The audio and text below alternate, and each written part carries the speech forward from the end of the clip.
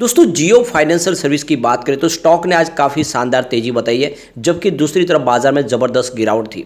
अब देख सकते हो निचले लेवल से स्टॉक के अंदर ज़बरदस्त रिकवरी शुरू हुई है। स्टॉक लगातार दौड़ रहा है और लिस्टिंग के बाद जो प्राइस थी उससे ऊपर जाने की संभावना बनने लगी है। तो यहाँ पे एक बड़ी अपडेट निकल के आ रही है। रिलायंस जियो फाइनेंशियल सर्विस के मैनेजमेंट की तरफ से बड़ा फैसला किया गया है। क्या है वो फैसला, उसको समझने की कोशिश करेंगे। इसके अलावा कल बीएसई सेंसेक्स इसको अपने इंडेक्स से हटा देगा, उसका क्या असर पड़ेगा, क्या पॉजिटिव या नेगेटिव, समझने की कोशिश करेंगे इस वीडियो के माध्यम से। इसके अलावा दूसरे जो इंडेक्स है उसमें अभी भी शामिल रहने की संभावना बनी हुई है, तो इन सारी बातों को समझेंगे। इसके अलावा बहुत ज़बरदस्त आज डील हुई है, बड़े फंड हाउस ने जम के खरीदारी की है। यहाँ पे कुछ प्रॉफिट बुकिंग तो जरूर हुई है, लेकिन जो खरीदारी है वो बहुत ज़बरदस्त है और वो इशारा करी कि स्टॉक आने वाले समय एक बड़ा मल्टीबैगर बन सकता है। इसकी प्राइस बहुत नीचे है और आने वाले समय में निकट भविष्य में ये स्टॉक हो सकता है कि बहुत ज़बरदस्त कीर्तिमान स्थापित करे, उसके अंदर ये पोटेंशियल है। तो इन सारी बातों को जानेंगे इस वीडियो के माध्यम से।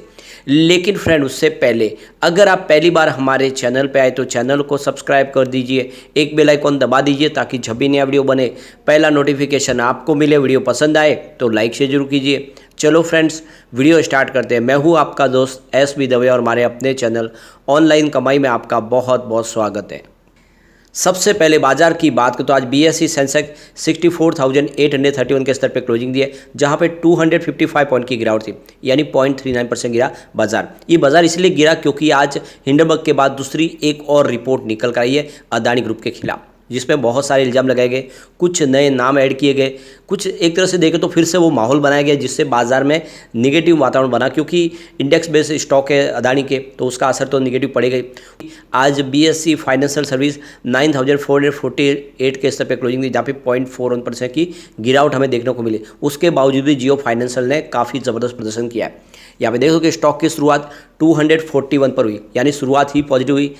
कल की क्लोजिंग 231 के आसपास थी और 242 का हाई बना, लेकिन जो लो है वो 231 का है, यानी कुछ समय के लिए स्टॉक आपको एक तरह से फ्लैट ट्रेड करता हुआ दिखाई देगा, लेकिन फिर निचले लेवल से तेजी के दम पे, यानी खरीदारी हुई उसके दम पे 240 का इसने आप देखें तो लेवल दिखा के वहाँ पे क्लोजिंग दिया 3.78% की शानदार तेजी के साथ में। तो काफ़ी शानदार प्रदर्शन किया है स्टॉक ने। इसकी परफॉर्मेंस अगर हम देखें तो 24 अगस्त को स्टॉक 213 के आसपास था, 5% का लोअर सर्किट लगा था।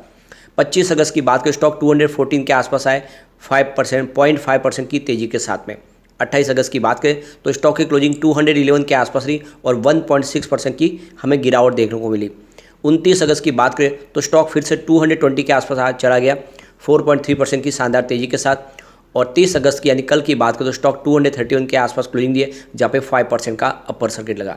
तो काफ़ी अच्छा रिकवर हो चुका है। आप देखो निचले लेवल से देखें तो कम से कम 12-13% की फिर से हमें तेजी देखने को मिली है। आज वॉल्यूम में ज़बरदस्त उछाल था। तो पिछले एक सप्ताह पहले इसका 12 करोड़ का वॉल्यूम था, 12 करोड़ की ही डिलीवरी उठाई गई थी, क्योंकि टोटल यहाँ पे इंट्राडे ट्रेडिंग बंद है, उसको बैन किया हुआ है, तो फिर इंट्राडे आपको डिलीवरी ही उठानी पड़ती है।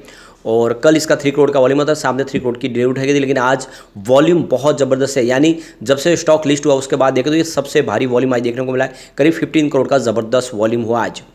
अब इसकी परफॉर्मेंस देखें तो 202 इसका 52 वीक का लो है जो रिसेंटली आप देखें तो बना है इसने, और 262 इसकी हाई है जो लिस्टिंग के समय बनी थी। अब स्टॉक एक नई हाई बनाने को तैयार है। यहाँ पे एक बड़ी ब्रेकिंग न्यूज निकल के आ रही है। रिलायंस इंडस्ट्रीज अपने इंश्योरेंस के बिजनेस के लिए सीईओ की तलाश कर रही है, यानी वो अपने इंश्योरेंस के बिजनेस को तेजी से आगे लेके जाना चाहते हैं। उसके लिए चीफ एग्जीक्यूटिव ऑफिसर की उनको जरूरत है। तो बहुत सारे बिजनेस हेड के साथ में उनकी बातचीत चल रही है, डोमेस्टिक मार्केट में भी और ग्लोबल मार्केट में भी, ताकि आने वाले समय लाइफ, हेल्थ और जनरल इंश्योरेंस के बिजनेस को वो तेजी से आगे बढ़ा सके और एक नए विजन के साथ वो आगे बढ़े।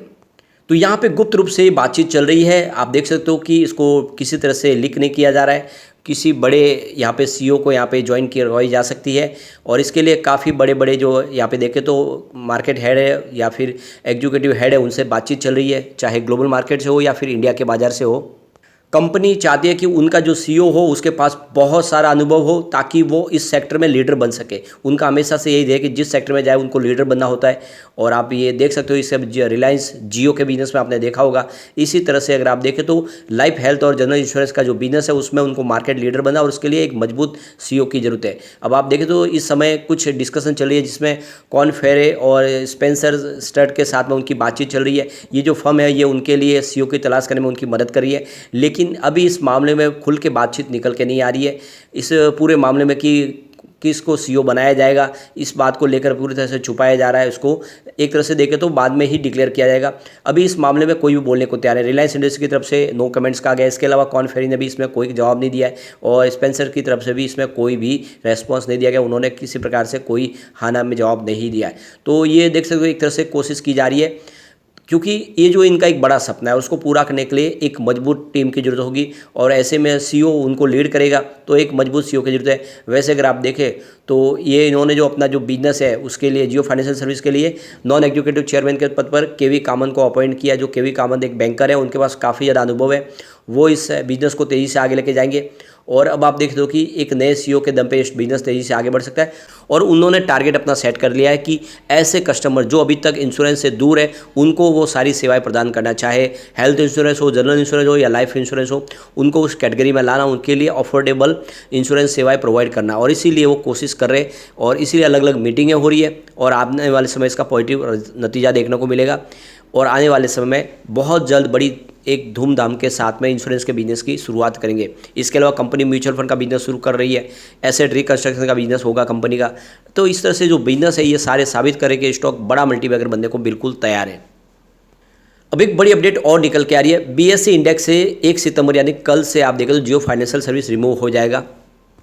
तो कल से 30 जो पैक है सेंसेक्स का उसके अंदर अब आप देखें तो आपको नहीं दिखाई देगा जियो फाइनेंशियल सर्विस, और इसकी जानकारी बॉम्बे स्टॉक एक्सचेंज ने दे दी है 31 अगस्त को ही कि 1 सितंबर से इसको रिमूव कर लिया जाएगा। वैसे तो इससे पहले 23 अगस्त को ही इसको रिमूव करना था इस इंडेक्स के अंदर से, लेकिन देख सकते हो ये जो प्लान डिले हुआ इस वजह से इस बदलाव किया गया और इसके लिए जो अपडेट है वो 1 सितंबर रखी गई है। फिलहाल अगर आप देखें तो ट्रेड टू ट्रेड के तहत यानी जो इंट्राडे इसमें ट्रेडिंग नहीं हो रही है वो 4 सितंबर तक इसके लिए बैन है। उसके बाद में इसको खोल दिया जाएगा और वहाँ से फिर इंट्राडे ट्रेडिंग भी इसमें हो पाएगी। अभी फिलहाल देखें तो MSCI और FTSE इंडेक्स का हिस्सा बना रहेगा, उसके लिए अभी तक कोई इसमें फैसला नहीं किया गया है। तो आप देख सकते हो कि इसका कुछ ज़्यादा असर नहीं पड़ेगा, क्योंकि आप ये समझ सकते हो कि 30 इंडेक्स का अगर हिस्सा नहीं भी बनेगा तो भी उससे बिजनेस में कोई फर्क नहीं पड़ेगा। बहुत सारे म्यूचुअल फंड है जो इसमें खरीदारी करें। एक बड़ी अपडेट और है, प्रमोटर की जो सब्सिडीज कंपनी है जामनगर यूटिलिटीज़, उन्होंने यहाँ पे देखे तो करीब 5 करोड़ के शेयर खरीदे JFS के। तो यहाँ पे प्रमोटर की तरफ से भी कुछ खरीदारी की जा रही है, निचले लेवल से ब्लॉक डील के माध्यम से उन्होंने शेयर खरीदे हैं, जो काफ़ी अच्छी बात है। प्रमोटर अपनी पकड़ मजबूत बना रहे इस समय, ये देख सकते ये मजबूती का सबूत है और आने वाले समय JFS काफ़ी कमाल करता हुआ दिखाई दे सकता है। अब चलते हैं कुछ बड़ी हम डील की तरफ। सुबह 9:15 पर 241 की प्राइस से यहाँ पे करीब देख सकते हो कि 7,61,000 शेयरों की एक बड़ी बिकवाली हुई। फिर उसी समय 9:15 पर 241 की प्राइस से ही यहाँ पे 13,31,000 शेयरों की एक बड़ी और बिकवाली हुई। उसके बाद 9:15 पर उसी समय 242 की प्राइस से यहाँ पे करीब 6,52,000 शेयरों की एक बड़ी बिकवाली और हुई। फिर उसी समय 9:15 पर 241 की प्राइस से 10,74,000 शेयरों की एक बिकवाली और हुई। लेकिन उसके बाद 9:15 उसी समय 242 की प्राइस से 20,54,000 शेयरों की ज़बरदस्त खरीदारी हुई। फिर 9:46 पर 242 की प्राइस से यहाँ पे 46,26,000 शेयरों की एक बम्पर खरीदारी हुई। फिर 9:50 पर 244 की प्राइस से यहाँ पे करीब 15 लाख शेयरों की एक बड़ी खरीदारी और हुई। उसके बाद 9:54 पर 242 की प्राइस से 11,68,000 शेयरों की एक शानदार खरीदारी और हुई। फिर 9:59 पर 242 की प्राइस से 6,37,000 शेयरों की एक बड़ी खरीदारी और हुई। फिर उसके बाद 10 बजे 244 की प्राइस से यहाँ पे करीब 10 लाख शेयरों की एक खरीदारी और हुई। उसके बाद 10:01 पर 242 की प्राइस से यहाँ पे देख सकते हो कि 58,72,000 शेयरों की बम्पर खरीदारी हुई। और उसके बाद 11:48 पर 242 की प्राइस से 6,50,000 शेयरों की एक खरीदारी और हुई। फिर 1:40 पर 242 की प्राइस से यहाँ पे करीब देख दो कि 9,40,000 शेयरों की एक बड़ी खरीदारी और हुई। उसके बाद 2:59 पर 242 की प्राइस से 6 लाख शेयरों की बिकवाली हुई। तो फिर 2:59 पर उसी समय 242 की प्राइस से 8,46,000 शेयरों की एक खरीदारी फिर से हुई।